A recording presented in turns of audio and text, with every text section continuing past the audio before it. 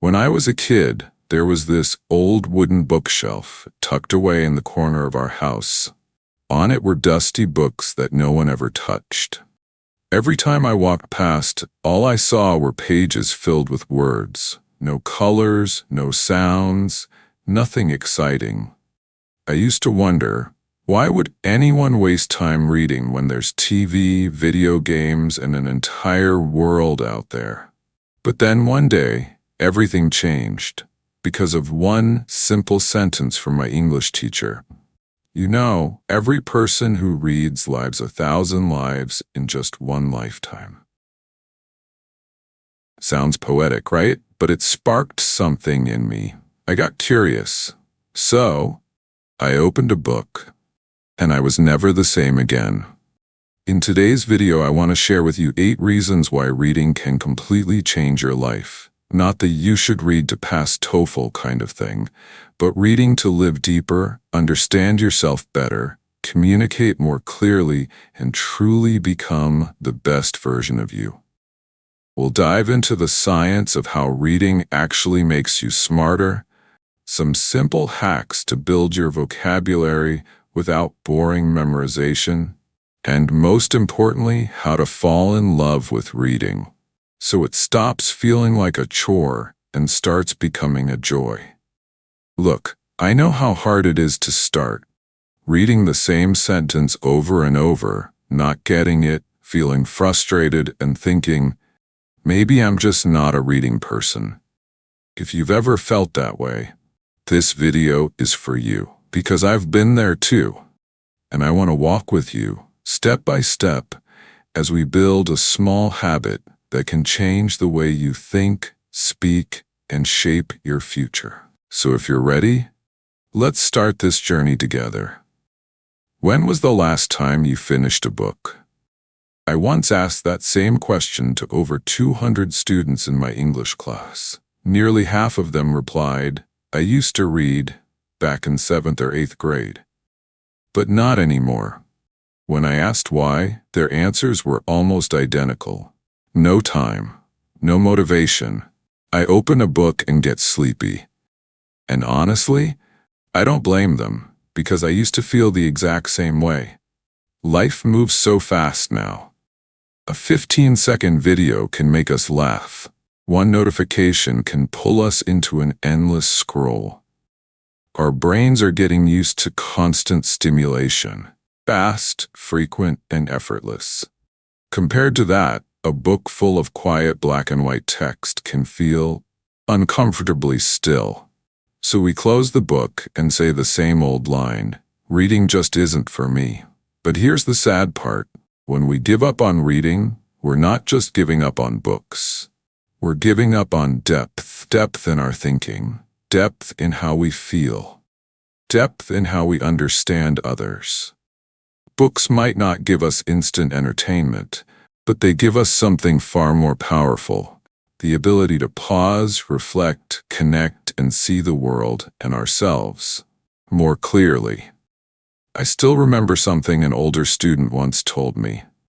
Jackson, these days I can't even stay focused for 5 minutes.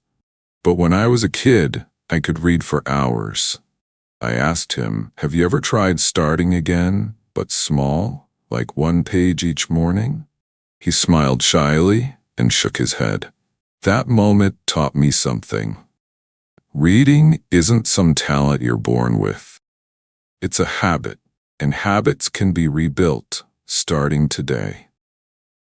So if you're wondering, how do I get back into reading without feeling bored or overwhelmed? That's exactly what we're going to explore in the next part, where I'll show you how reading can actually make you smarter. Not just in theory, but backed by science. Let's keep going. A few years ago, I had a student named Ben. Ben was smart, curious, and full of ideas, but he had one big problem. He couldn't focus. He told me, I sit down to study, and 5 minutes later I'm scrolling through Instagram or checking YouTube. He thought the problem was laziness. But what he didn't realize was that his brain had simply forgotten how to focus. because it hadn't been trained to do so. And that's where reading makes a quiet but powerful difference. You see, when you read, your brain isn't just looking at words. It's working, really working. You're focusing on each sentence, holding information in your short-term memory, connecting ideas across pages, and imagining people, places, and emotions. That's a full workout for your brain. Neurologists call it neuroplasticity, the brain's ability to grow stronger and form new connections when it's challenged in the right way. And reading is one of the best challenges you can give it. Think of it like going to the mental gym, where social media trains your brain to switch tasks every few seconds. Reading trains your brain to slow down, go deeper, and stay with one thing at a time. Over time, this strengthens your focus, improves your memory, and even helps with decision-making and empathy. Ben didn't believe me at first, but I asked him to try something simple. Just read 10 minutes a day. Not a big book, not anything difficult, just something that holds your interest. He started with short stories. 10 minutes turned into 15, then 20. 3 weeks later, he came to class and said something I'll never forget. "Jackson, I feel like I can think more clearly now." And he could, because his brain had started to change. Here's the little truth I've learned. The more you read, the more you train your brain to think deeply. Something that's becoming rare in today's noisy world. And if you're wondering, okay, I get that reading is good for my brain, but I still struggle with vocabulary. I see so many words I don't understand. What should I do then? Don't worry, we're about to dive into that. In the next part, I'll show you how reading can help you build a strong vocabulary naturally, and how even a few minutes a day can change the way you speak, listen, and understand English. Let's go there now. When I ask my students, what's the hardest part of learning English? Most of them say vocabulary. They feel stuck, like they're always using the same simple words: good, bad, nice, thing, stuff. And every time they try to speak, they can't find the right word to express what they really mean. I get it. I've been there too. But here's something I wish someone had told me earlier. You don't have to memorize long word lists to grow your vocabulary. You just need to read. Reading gives you something that no dictionary or vocabulary app can offer: context. When you see a word inside a sentence, surrounded by a story, a feeling, a situation, it sticks. You're not just learning the meaning, you're learning how it's used, when it's used, and why it matters. Let me tell you about Claire, a student from Brazil. She had a decent vocabulary, but struggled to speak fluently. One day I suggested she try reading short stories, just for fun, no pressure. She picked up a book of modern fairy tales and started reading one story a day. A few weeks later, in conversation, she used the word serendipity. I looked at her, surprised. She smiled and said, "I saw it in a story. I wasn't sure what it meant at first, but I understood it from the situation." That moment was gold. Claire didn't memorize serendipity from a list. She felt the word inside a moment that made her curious, and that's why she remembered it. Here's a small but powerful truth. Every time you read, you're adding quiet building blocks to your language. One word here, one phrase there, slowly creating a deeper, richer vocabulary without even realizing it. Now, of course, there are helpful techniques to make it even more effective. Write down words you like. Make simple example sentences in your notebook or phone. Use spaced repetition apps like Anki if you want to remember them long term. But above all, keep reading. Let the words come to you naturally. And if you're thinking, that sounds great, but I still feel nervous when I try to speak. What if I know the words but can't say them right? Don't worry, you're not alone. In fact, that's exactly what we'll explore in the next part, how reading can help you speak better English too. Let's move forward. One of the biggest surprises for many of my students is this. Reading can actually make your speaking better. I know it sounds strange. Reading is silent, right? Speaking is out loud. So how are they connected? But here's the truth. When you read regularly, you start to hear the language in your head. You become more familiar with sentence patterns, common expressions, and the natural rhythm of English. And when you take it one step further, by reading out loud, your brain starts to connect the words with your voice. That's where the real magic happens. Let me tell you about Maria, a quiet student from Colombia. She was always shy in class, especially during speaking activities. She would often say, "I know what I want to say, but I'm afraid to say it wrong." One day after class, I gave her a tip. Take a short story you like and read it out loud at home. Just 10 minutes a day. You don't have to be perfect. Just hear your own voice in English. She did it. At first, she stumbled over the words. She laughed at herself, but she kept going. After 2 weeks, she came to class and said, "I feel more confident now. It's like my mouth remembers the words better." And she was right. Reading out loud trains your pronunciation, improves your fluency, and builds confidence, without the pressure of a conversation.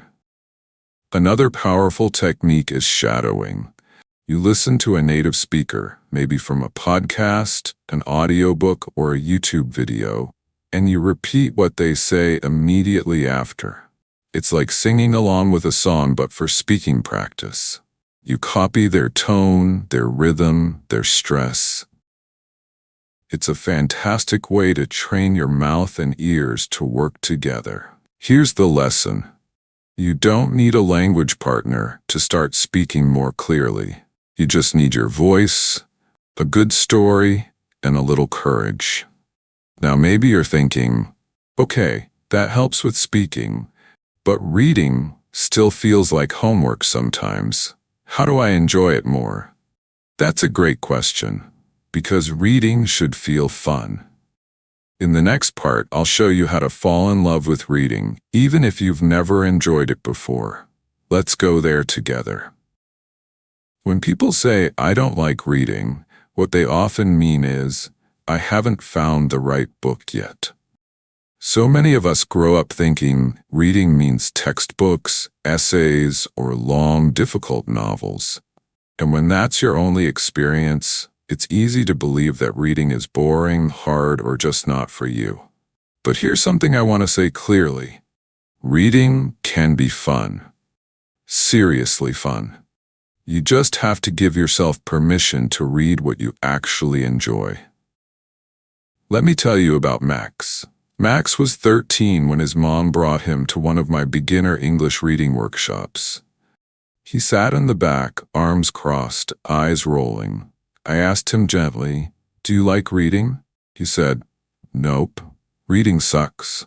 So I asked him a different question. "Do you like superheroes?" His face lit up. "Of course," he said. The next day I brought him a small comic book, just 10 pages long, filled with color, action, and just enough words to follow the story. He started reading it during break, then asked for another one. Within 2 weeks, he had read 6 comics and asked if he could try a short graphic novel. Max didn't need a lecture about the importance of reading. He just needed a story he cared about. That's the key. You don't have to read Shakespeare. You don't have to read what smart people read. You can start with comics, adventure stories, mystery books, love stories, or even memes with subtitles, as long as they make you want to turn the page. One great technique is called chunking, dividing a book into small sections and reading just one chunk a day. It takes away the pressure and brings back the joy. Because let's be honest, a giant book can feel scary, but 5 pages of a story you love, that feels exciting. Here's the lesson. Reading isn't supposed to be a chore. It's supposed to be a journey, and you get to choose the path. So the next time you think, I don't like reading, try this. Forget what you should read, and start with what makes you smile. You might be surprised where it leads you. And speaking of surprising, reading doesn't just entertain us, it changes the way we think. In the next part, we'll explore how reading actually shapes your thoughts, sharpens your mind, and helps you become a deeper, more thoughtful person. Let's keep going. One of the most beautiful things about reading is that it changes you, quietly, gently, and often without you even realizing it. You pick up a book expecting a story, some information, maybe a few new words. But somewhere along the way, something deeper happens. Your perspective shifts. You start to notice how people think. You become a little more patient, a little more curious, and a little more thoughtful in the way you see the world. Let me tell you about Ethan, one of my students who loved debate. He was smart, confident, but sometimes too quick to judge. One day he read a memoir written by a refugee from Syria. It wasn't a long book, but it was honest and emotional. When he finished it, he came to me and said, I thought I knew what it meant to leave everything behind, but now I feel it. Reading that story didn't just give him information, it gave him empathy. It helped him understand a life completely different from his own. And it changed the way he spoke in class after that. You see, every time you read a book, especially one with strong characters or personal stories, your brain begins to mirror their emotions. Scientists call it narrative transportation. In simple words, your mind travels into someone else's life, and that journey teaches you to see more sides of every story, even your own. A great way to deepen this effect is by using a technique called annotation, writing little notes while you read. Ask yourself questions. Do I agree with this? Why did the character do that? Would I feel the same way? This kind of reflection builds something very special, critical thinking. And in a world full of noise, critical thinking is one of the most valuable skills you can have. Here's the lesson. Reading doesn't tell you what to think. It teaches you how to think. Now, you might be wondering, okay, this sounds great, but how do I turn reading into a habit that actually lasts? That's exactly what we'll talk about in the next part. Simple steps to make reading a daily part of your life, even if you're busy or easily distracted. Let's take that next step together. We've talked about how reading can grow your mind, your words, even your voice. But let's be honest, none of that matters if you can't make it a habit. And building a habit is where most people give up. Why? Because they set big goals that feel good at first. I'll read for 1 hour every night. But life gets busy, and soon those goals turn into guilt. And guilt kills motivation. But what if we stopped trying to be perfect and just started small? Let me tell you about Hannah, a nurse who worked long shifts and barely had time to rest, let alone read. She loved books but always said, I just don't have the time. So I challenged her. 5 minutes a day, that's all, even if it's just 1 page. She laughed, but she agreed. She chose a book she actually liked. Nothing too serious, just something that made her smile. She read during her morning tea, sometimes just a few paragraphs. But guess what? 2 months later, she had finished 2 books. Not because she forced herself, but because she made reading gentle, joyful, and part of her rhythm. That's the secret. Here are a few simple tips to help make reading stick. Start small. Even 2-3 pages a day is enough to build momentum. Attach it to something you already do, like coffee time, commuting, or winding down before bed. Track your progress. Use a notebook or an app to check off each day. It feels good. Celebrate small wins. Finishing a chapter, discovering a new word, or simply showing up. These are all victories. Most importantly, don't make reading feel like a chore. Let it be a gift you give yourself each day. Here's the lesson. You don't need more time. You just need a better rhythm. And once you find that rhythm, something beautiful starts to happen. Your world opens up. Not just your language skills, but your dreams, your imagination, your confidence. And that leads us to the final part of this journey. Why reading isn't just a hobby, it's a key to your future success. Let's finish strong. Have you ever noticed that some of the most successful people in the world are also people who read a lot?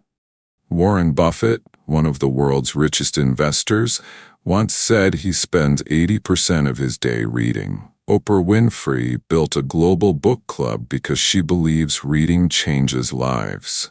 Even Elon Musk, when asked how he learned to build rockets, simply replied, "I read books." That's not a coincidence, because reading does something powerful. It gives you access. Access to knowledge, to stories of failure and success, to different ways of thinking. And the more you read, the more prepared you become to solve problems, make smart decisions, and keep growing, no matter where you start from. Let me share one last story with you. A few years ago, I met a young man named Jack. He didn't like school and didn't think of himself as smart, but he had a dream. He wanted to start his own small business someday. I asked him, "Have you ever read a book about business?" He shook his head.